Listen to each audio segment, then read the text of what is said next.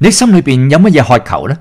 我講嘅唔係金錢或者事業方面嘅渴求，我講嘅係侍奉上嘅渴求，就係你為咗神嘅榮耀，渴望點樣影響世上其他人嘅生命。神係讓你自己去發掘你嘅目標同對象，或者你希望接觸對屬靈事物冷漠嘅人，或者面對婚姻危機嘅人，又或者生命有需要耶穌嘅人，你或者蒙召去幫助青少年喺生活上作出正確嘅選擇，又或者你受感動去改變某個界別或者年齡組別嘅人，好似商界人士啦、已婚人士啦、小朋友或者老人家。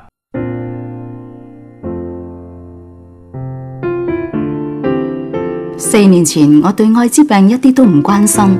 有日睇到新聞雜誌一篇關於非洲艾滋病情況嘅文章，深深吸引我。我覺得好震撼，好可怕。我完全唔知道呢個病已經肆虐成災，幾百萬名兒童變成孤兒。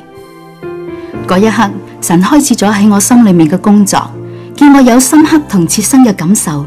足足成個月，我都諗住嗰班孤兒同幾百萬嘅病人。我之前完全唔知道佢哋嘅痛苦。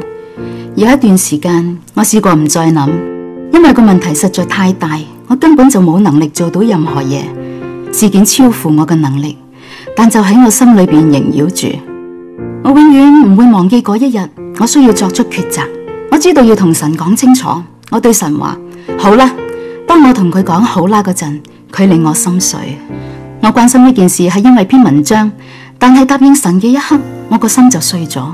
我破碎嘅心令我知道要做啲嘢。我去咗非洲。當我同患上艾滋病瀕臨死亡嘅人傾偈，當我攬住嗰啲失去父母嘅兒童嗰陣，呢啲經歷實在難以置信。剎那間變成切身之痛，唔再係一堆死亡者嘅數字或者一個疾病，而係好多無助嘅面孔，係關乎 Joanna， 係關乎 Jumoso， 關乎阿 Ben， 突然之間關乎人。神確定咗由睇文章嗰刻開始喺我心裏邊所做嘅工。神話啱啦，呢啲正係我要你做嘅事，同要你關心嘅人。